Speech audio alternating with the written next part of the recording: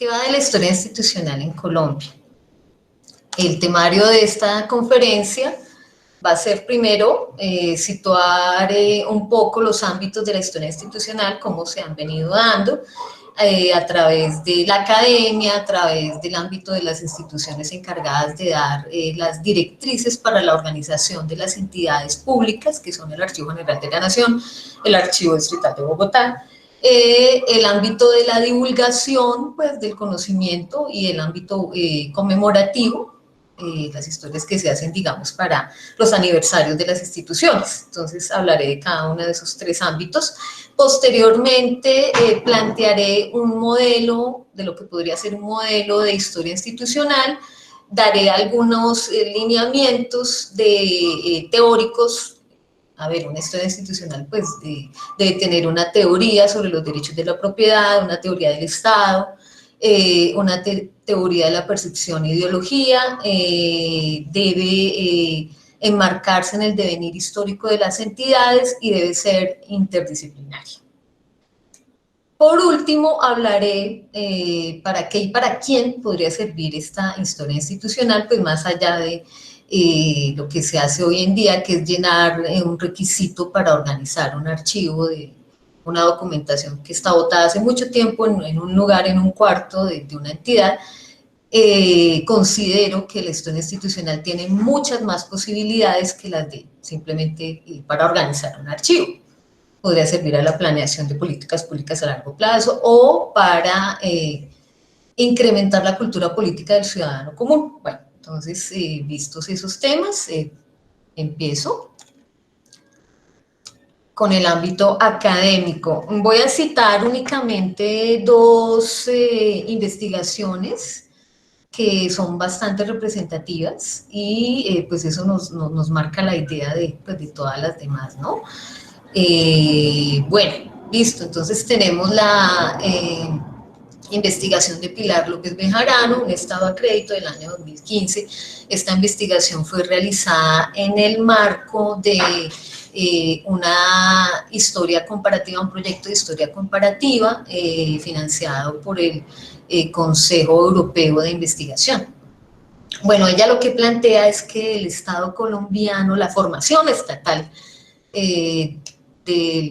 digamos, del Estado neogranadino a la formación política federal, que fue alrededor de, bueno, ella cubre el periodo de las guerras de independencia hasta el año de 1859 o 1862, en donde se planteó una primera organización de un Estado político, una formación federal.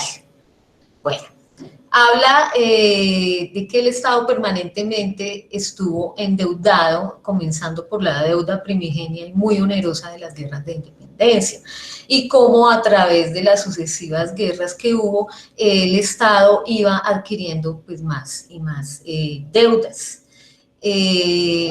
Ella parte desde el punto de vista pues, económico y digamos que no va detrás de las entidades como tal, de las instituciones como tal, sino que se desenfoca de las instituciones como algo rígido, como algo que ha existido siempre.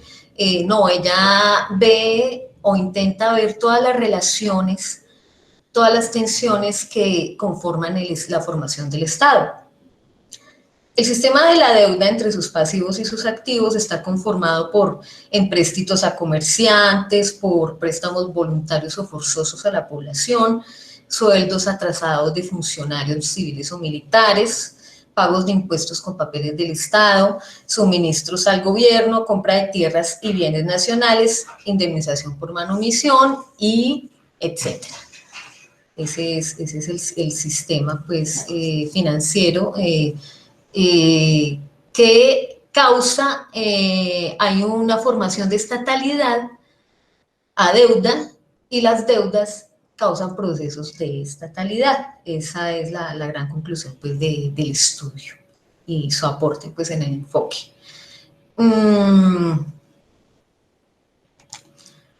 Luego, pues, Salomón Kalmanovic, las instituciones colombianas del siglo XX, en donde las instituciones son vistas desde sus relaciones con el desarrollo económico. Las instituciones, tales como el monopolio de la fuerza del Estado, los sistemas de justicia y de valores, pues entre otros, son vistos desde el neoinstitucionalismo, en donde las entidades y las políticas públicas conforman una estructura social, un marco para que la sociedad, donde la sociedad tiene unos límites y unas posibilidades.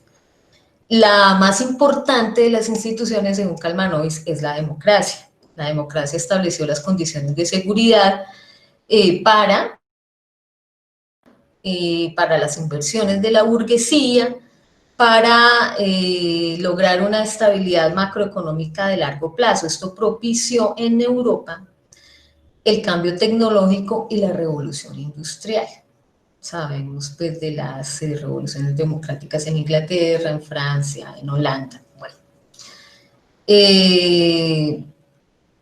También Kalmanovic dice que en Latinoamérica y particularmente en Colombia no ha habido revolución, no ha habido ninguna revolución democrática, y eso acarrea que el Estado no ha sido un instrumento idóneo para el desarrollo capitalista, que parte del atraso y de las trabas en la economía que tiene este país se fundamenta en que las entidades no han sido eficientes al propiciar el desarrollo. Luego él hace una revisión desde el Estado colonial. Él nombra las entidades que se dieron cita las entidades pues, del Estado colonial.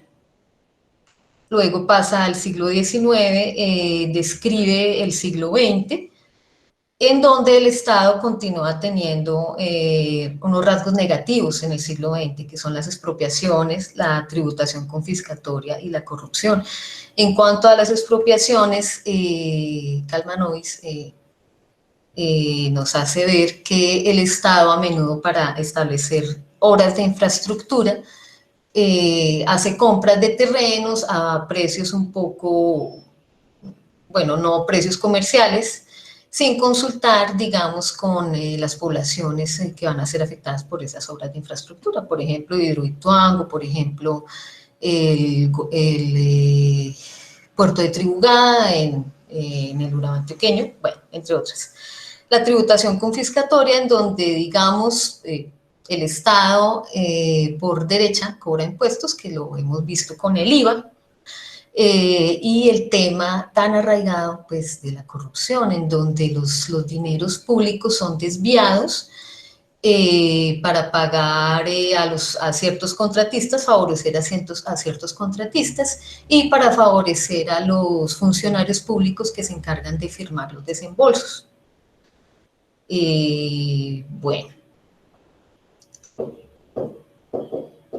También sucede que por la escasa fortaleza del Estado colombiano, la subversión de origen privado, pues se aprovecha de los ciudadanos a través del robo, de las invasiones y de la venta de la protección mafiosa.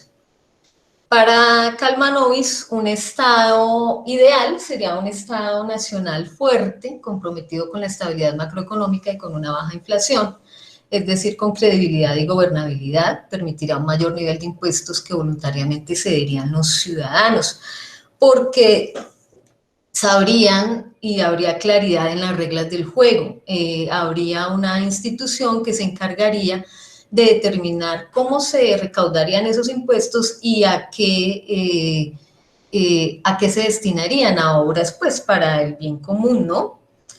Este adecuado uso de los impuestos, propiciado por unos órganos de representación política que realmente representaran al ciudadano, generarían un gasto público enfocado en mantener la justicia y el orden, en propiciar una educación universal, laica y cosmopolita, en palabras de Kalmanovic, unas obras de infraestructura física y también entre patronos y empleados se podría generar un sistema pensional y de salud robusto que cubriera pues, a la gran mayoría de la población.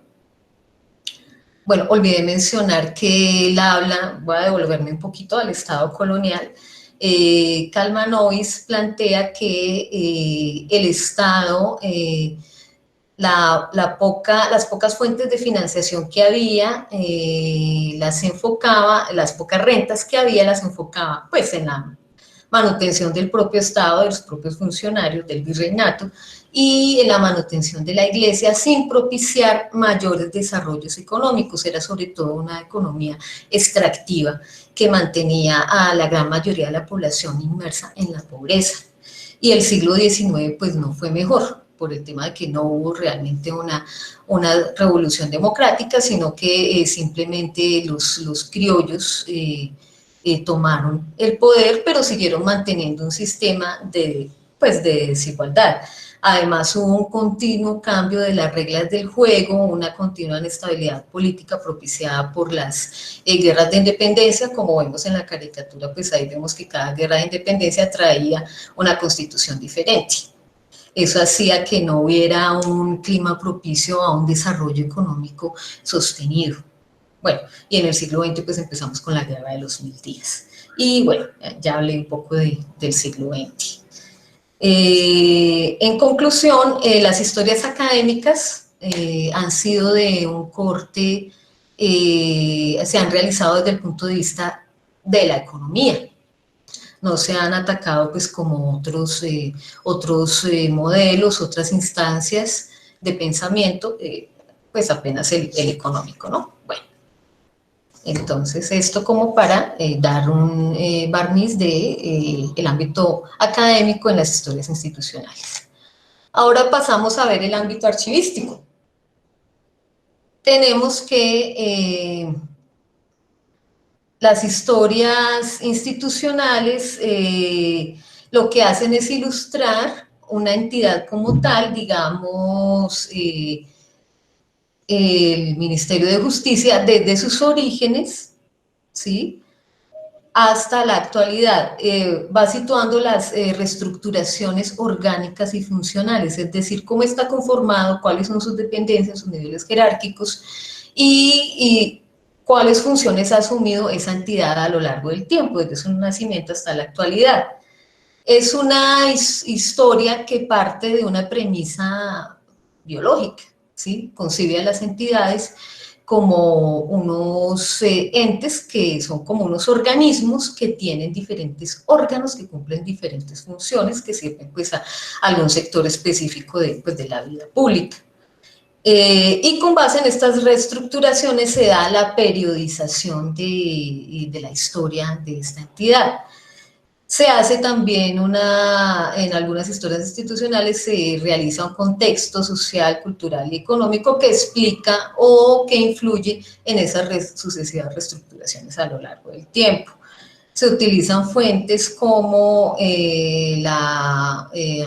las leyes, las ordenanzas, los decretos, todo lo que hable de la reestructuración de las entidades, y además de eso, otros estudios que califiquen o evalúen la entidad de la que se trate, y se basa en los instrumentos técnicos creados por el Archivo General de la Nación, por el Archivo Distrital de Bogotá. Ese es el tema con las historias, pues, desde el punto de vista archivístico. Listo. Desde el año 2006, en el Archivo Distrital de Bogotá se publicaron historias institucionales con ese marco que les expliqué ahorita, sobre la Alcaldía Mayor, las localidades de Bogotá, la Secretaría de Salud, los hospitales, la Secretaría Distrital de Hacienda, la de Obras Públicas, la empresa de alcantarillado de Bogotá, el Fondo de Ahorro y Vivienda Favidi, el Instituto Distrital de Cultura y Turismo, la Orquesta Filarmónica, pues entre otras historias. Esa serie fue publicada entre el año 2006 y 2010. Bueno, y en cuanto al Archivo General de la Nación, como parte de los procesos de organización de archivos de las entidades que se liquidan o que tienen un fondo acumulado no sé, de un siglo de existencia, como es el caso del Ministerio de Agricultura, por ejemplo, se realiza pues una historia institucional, pero no se publica, queda inédita, queda dentro de la documentación anexa a las llamadas, si ustedes conocen del tema, tablas de valoración documental o tablas de retención documental que rigen qué se debe hacer con los documentos que genera la entidad, si se deben eliminar, conservar o eliminar o conservar básicamente. Bueno, entonces, entre otras, tenemos la historia del Instituto Penitenciario y Carcelario, de la Superintendencia de Notariado y Registro, del Ministerio de Agricultura, de la Gobernación de San Andrés, de San Andrés, Provincia de Santa Catarina, de la Gobernación del Valle del Cauca, y pues hay más, pero pues están dentro de esos anexos. Ahí es donde pueden ser consultadas estas historias institucionales. Bueno. En cuanto al tema de divulgación, vemos las publicaciones de la revista Credencial Historia, en donde encontramos breves historias de los ministerios y el Consejo de Ministros, de la Presidencia de la República, del Congreso de Colombia, y bueno, en el ámbito de las historias conmemorativas tenemos la de la Universidad Militar Nueva Granada, la de la Universidad Distrital, la del Observatorio Astronómico Nacional, entre otros, que son unas historias que se hacen para cumplir un aniversario importante de la entidad y tienen un enfoque evolutivo en donde se plantea que la entidad ha ido de unos orígenes, digamos, humildes a una expansión, a un mejoramiento continuo, y son unas historias pues indulgentes, bastante indulgentes con las entidades, en donde pues hay un análisis que pues solo destaca los puntos fuertes de la entidad, que pues son para eso, ¿no? Bueno, dentro de las publicaciones aparecidas en la revista Credencial Historia tenemos la de Enrique José Arboleda Perdomo, que habla de los ministerios en Colombia. Él plantea la tesis allí de que los ministerios empezaron, los ministros eran los hombres fieles al gobernante, pues de turno, eran su mano derecha, y que estaban adscritos siempre a determinada corriente política, y que a lo largo del tiempo se ha ganado terreno en la noción de que los ministros sean personas profesionales, conocedoras del sector que dirigen, además dirigen una inmensa estructura burocrática, pues también Enrique José Arboleda hace una relación de los ministerios y cómo estos han tenido un papel diferenciado dependiendo pues, de las constituciones que nos han regido, la del 86, 1886 y la de 1991.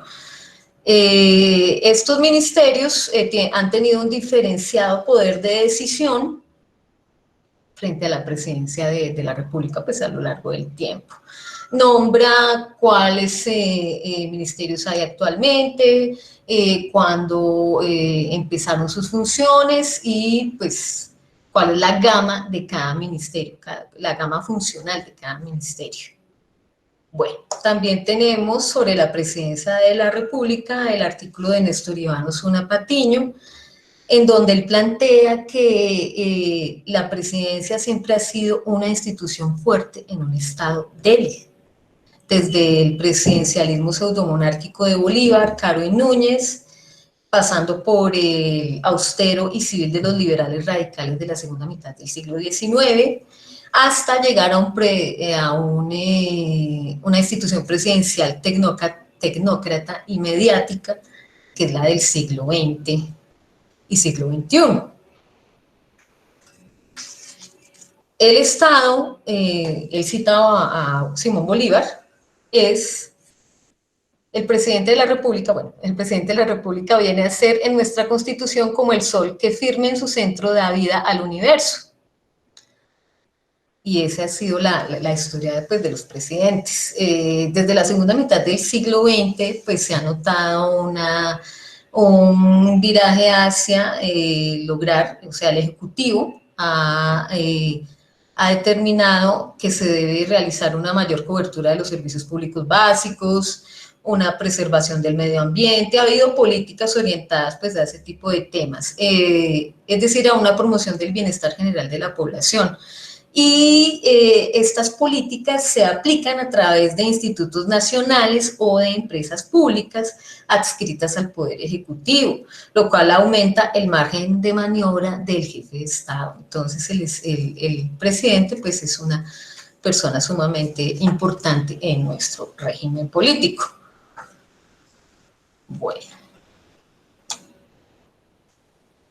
Del Congreso de la República habla Augusto Hernández Becerra, también en Credencial Historia, y pues el primer congreso que tuvimos fue en la Constitución de Cúcuta de 1821. Desde entonces hasta nuestros días el órgano legislativo sigue el modelo de la Constitución norteamericana, compuesto de 2 cámaras, denominadas Senado y Cámara de Representantes.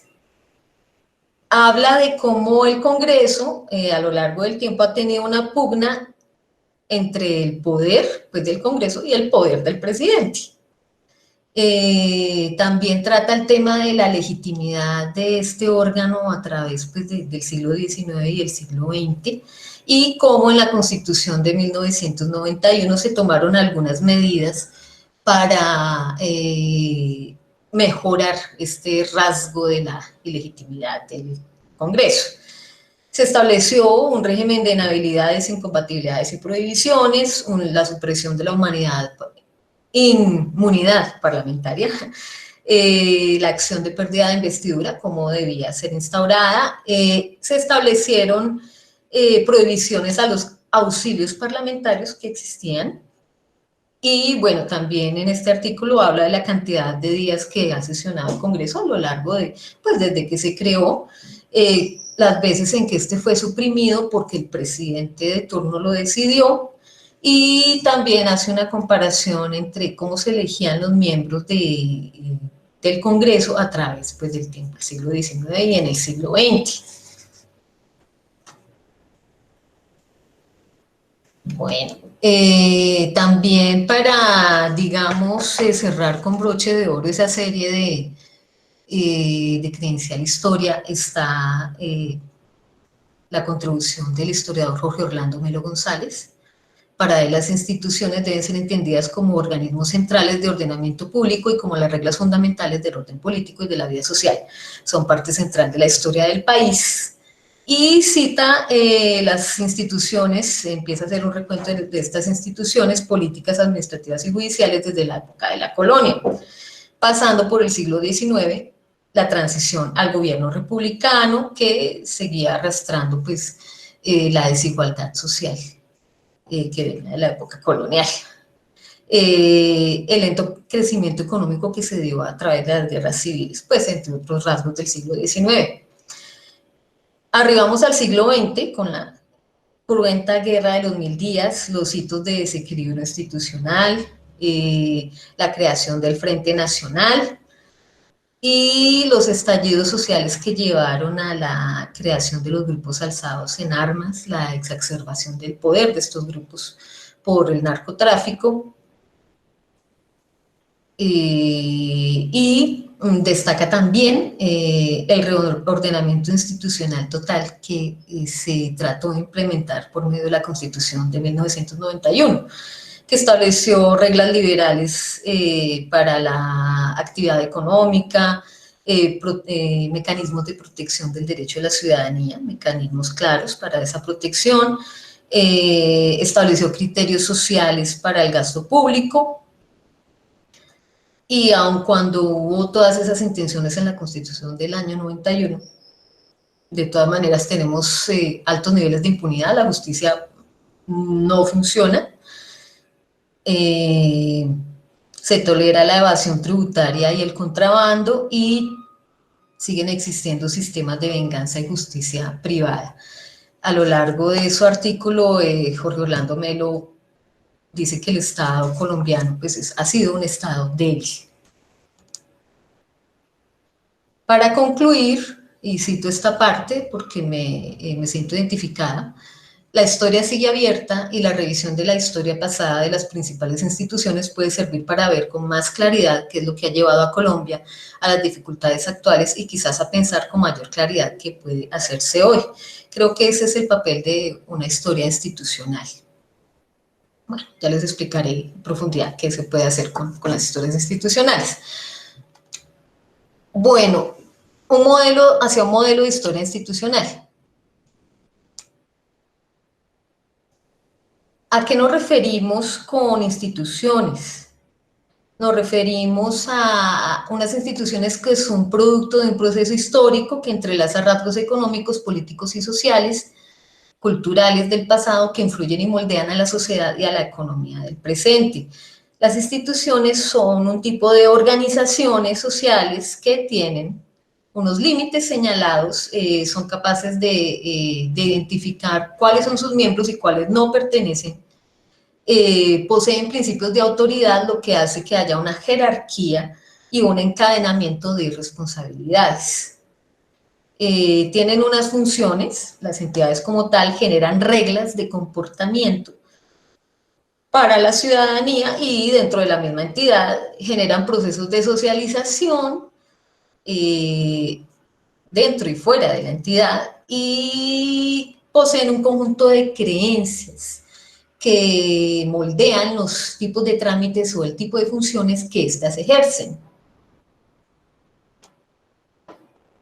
Según North, un economista, una teoría de las instituciones se debe cimentar en una teoría de los derechos de propiedad, una teoría del Estado y una teoría de la percepción e ideología.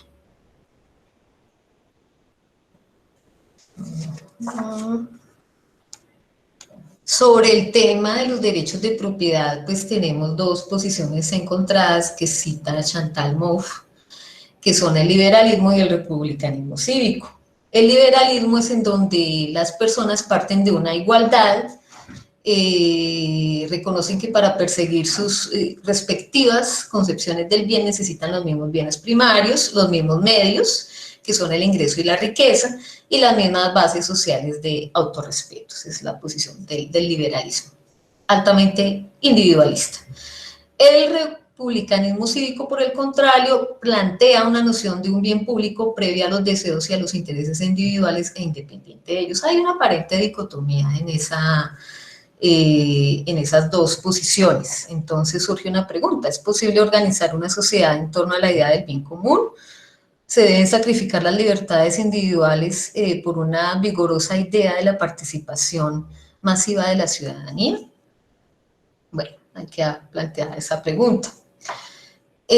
También habría que hablar de la sociedad, del papel de la sociedad civil, ¿sí? No solo de las entidades o del Estado, sino que la sociedad civil es un espacio entre la familia y el Estado, diferente del mercado. La sociedad civil da posibilidades de acciones concertadas y de autoorganización social que eventualmente pueden influir en las entidades, en el ordenamiento estatal. Entonces, por parte del liberalismo surge una conexión íntima, además de, también hay que hablar del tema, entre el desarrollo del capitalismo y el proceso de la urbanización. La urbe surge de la concentración geográfica de excedente de producción, según David Harvey. También implica que haya un sistema de clases, porque la producción se extrae de algún lado y la produce alguien, pero las reglas del juego de cómo los dividendos de esta producción son aprovechados, pues es determinado por ciertos grupos de interés o por las élites. Las instituciones sirven o sirven más que todo en nuestro medio a un país urbanizado y en poca medida al mundo rural, porque pues todavía persiste una noción utilitarista de lo que es el campo. Idealmente las instituciones garantizan que las reglas del comercio, que las reglas de la propiedad sean claras y que la sociedad se mueva en un estado de derecho. Y ahora, pues, pasaremos a hablar del Estado. El Estado es aquella comunidad humana que dentro de un determinado territorio reclama para sí el monopolio de la violencia física legítima. Esto según Max Weber. Este monopolio de la fuerza legítimo, pues, necesita ser mantenido a partir de una obediencia por parte de los que son dominados por los, digamos, funcionarios estatales. Pero esto se fundamenta en unas leyes creadas a través del ejercicio de la ciudadanía por medio de la representación política, las leyes que son creadas en organismos como el Congreso o los consejos. Y son unas leyes y unas reglas claras y por eso es que los ciudadanos, pues, idealmente, pues las deben acatar, porque las conocen y saben que llevan a un bien común. Entonces tenemos que la burocracia está enmarcada en las instituciones. Según el neoinstitucionalismo, las instituciones tienen preferencias y objetivos independientes de las preferencias sociales, lo que se llama autonomía del Estado.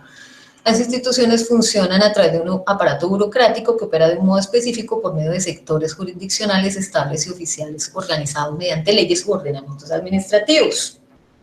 El Estado tiene diversos grados de capacidad, puede, dependiendo de su influencia territorial, tiene diferentes poderes, digamos, o unas cortapisas al ejercicio de su propio poder. Las actuaciones del Estado a través de sus instituciones no son en su totalidad actos de coerción o dominación, también son actividades intelectuales de unos administradores civiles dedicados a diagnosticar los problemas de la sociedad y a idear políticas alternativas para resolverlos. Esto se puede ver en el desarrollo de las entidades a lo largo del siglo XX. En los primeros años de una entidad podían contratar a personas para determinados cargos que no tuvieran formación profesional en ese cargo, sino que simplemente, pues, por decir, fueran abogados, aunque manejaran el Ministerio de Salud, por ejemplo, por dar un ejemplo. Pero se ha ido avanzando en que esas personas adscritas a las entidades del gobierno pues tengan una formación, unas capacidades específicas. Bueno, y no podemos también dejar de mencionar la teoría del Estado que plantea Antonio Gramsci, en donde el Estado es un organismo propio de un grupo, que la expansión estatal obedece también a la expansión de ese grupo, que eso es un poco lo que vemos con los temas pues, de corrupción y que vemos en Colombia, o lo que vemos también en los estados totalitarios en todo el mundo, ¿no? Bueno, esas es algunas pinceladas de teorías de los estados.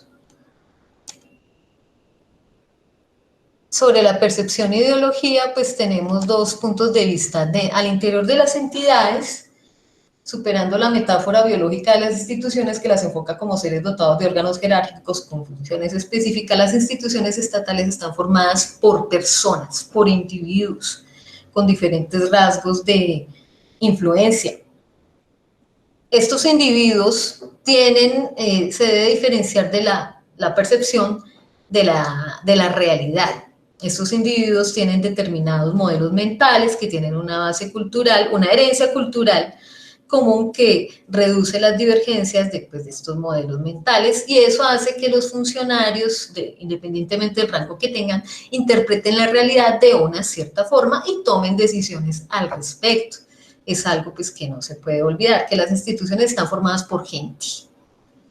Bien. Las instituciones vistas desde afuera hacen parte de una esfera pública. Una esfera pública es un escenario discursivo para la competencia o negociación cultural e ideológica de asuntos de interés público. La esfera pública o las esferas públicas se pueden tomar como lentes retóricas que filtran y alteran los mensajes que enmarcan, ¿cierto?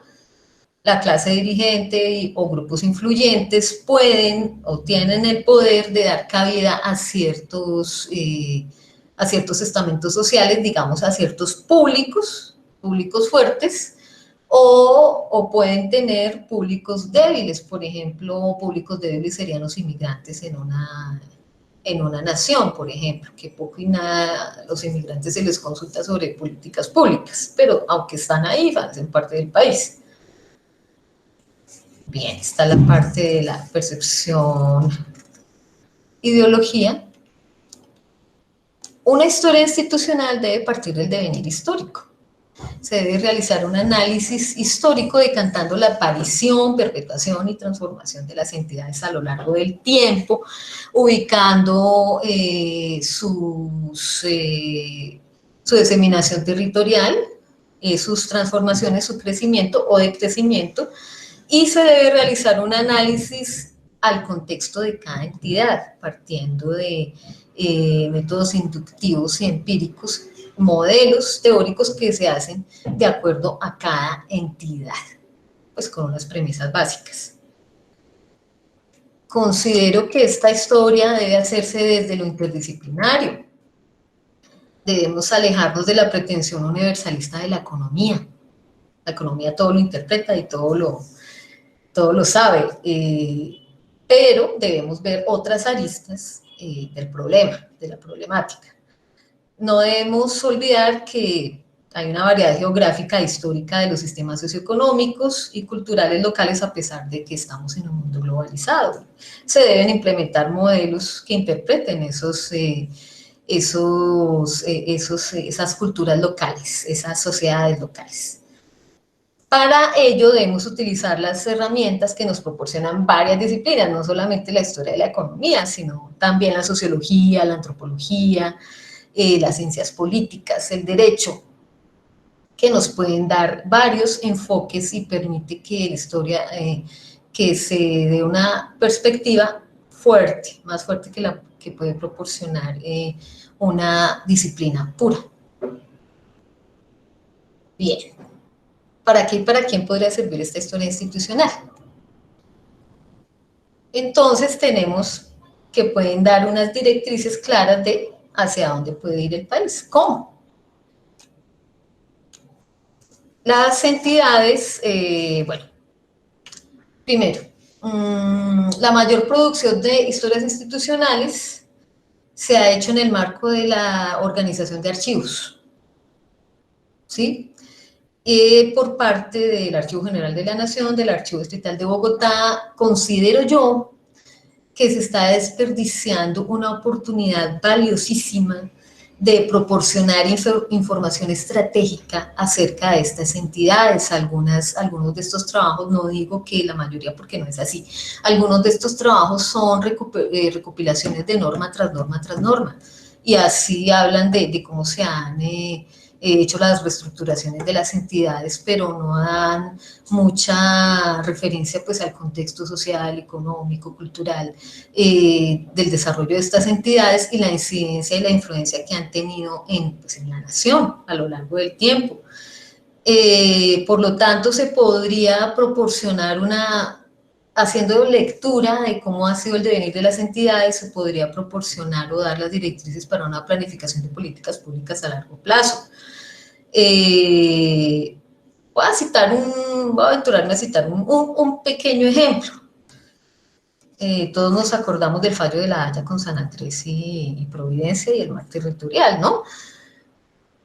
En los círculos de poder habría información suficiente, bueno, tal vez la tenían o la ignoraron, no sé, pero esto es solo una teoría.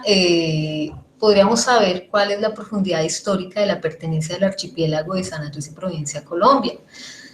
Empezando porque en la Constitución de 1821, la de Cúcuta, los habitantes de San Andrés, Providencia y Mangle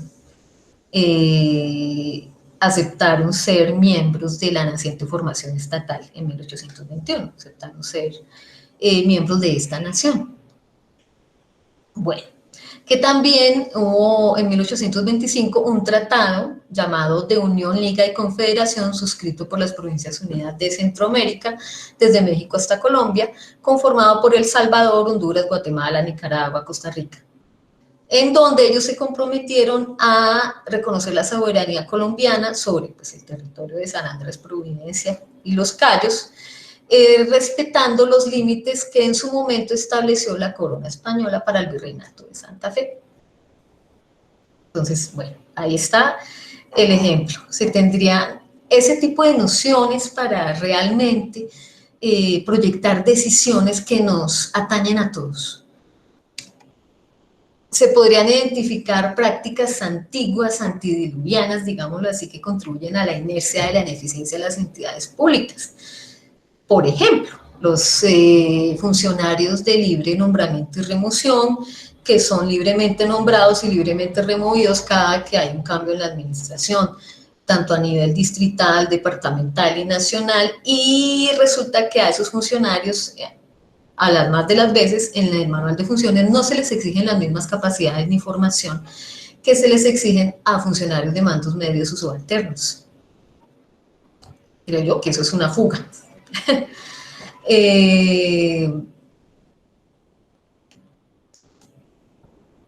Podríamos encontrar la razón en nuestro país, Colombia, de la desconexión entre el nivel central y local en las entidades nacionales. Podríamos ver qué rasgos de cultura, de condiciones geográficas o ambientales hacen que determinadas decisiones que parten del nivel central pues no sean viables. Podríamos saber que porque hay una aparente desconexión entre ciertas entidades que son adscritas a un ministerio, por ejemplo. Hay cierta desconexión entre las decisiones, por ejemplo, del ministerio con el IMPEC. El IMPEC hace parte del ministerio. Podríamos combatir la inercia de la ineficiencia de las entidades. Bueno, también podríamos, o los funcionarios públicos podrían conocer los orígenes de la institución en la que trabajan, por qué tiene tales y cuáles funciones, saber que hace parte de un órgano integral, sí, que cada departamento cumple determinadas funciones, entonces el funcionario no estaría como ocupado solamente en su isla de funciones, en la isla de su dependencia, sino que sabría cuál es la relación orgánica entre todos los demás estamentos de la misma entidad.